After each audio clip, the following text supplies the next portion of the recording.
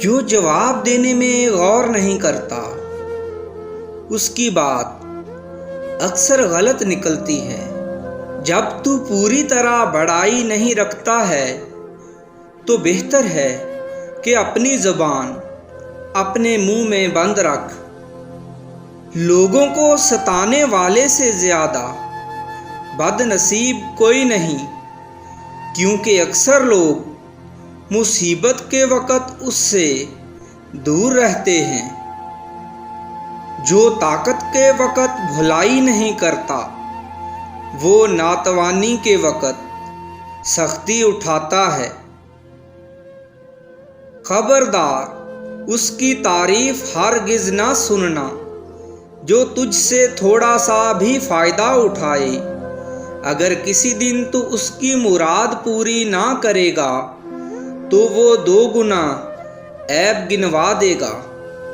جب تو یہ دیکھے کہ دشمن کے سپاہیوں میں اختلاف ہو گیا ہے تو مطمئن ہو جا، اور اگر وہ متفق ہو جائیں تو پریشانی سے ڈر۔ مٹی سے بنی اولاد آدم کو یہ زیب نہیں دیتا کہ وہ اپنے سر میں تکبر، غرور اور غصہ رکھے۔ دشمن تجھے جو کرنے کو کہے اس سے بچ، ورنہ تو اپنا ہاتھ ران پر مارے گا۔ اگر وہ تجھے تیر کی طرح کا سیدھا راستہ بتائے تو اس سے بائیں طرف مڑ جا۔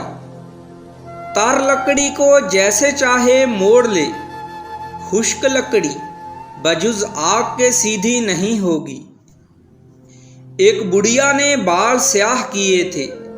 میں نے اس سے کہا کہ اے بوڑھی اماں، مانا کہ تم نے مکاری سے بال سیاہ کر لیے ہیں، لیکن یہ ٹیڑھی کمر سیدھی نہ ہو سکے گی۔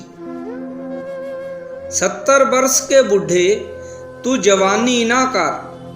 اندھا شخص تو خواب میں بھی آنکھ روشن نہیں دیکھتا ہے۔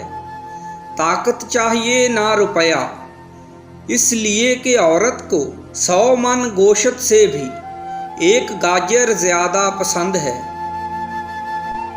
نوجوان کی مستی بوڑھے میں نہ ڈھونڈو، کیونکہ بہاؤ کا پانی واپس ندی میں نہیں جایا کرتا۔ خوبصورت کے منہ سے پیاز کی بدبو حقیقت میں بدصورت کے ہاتھ کے پھول سے بہتر ہے۔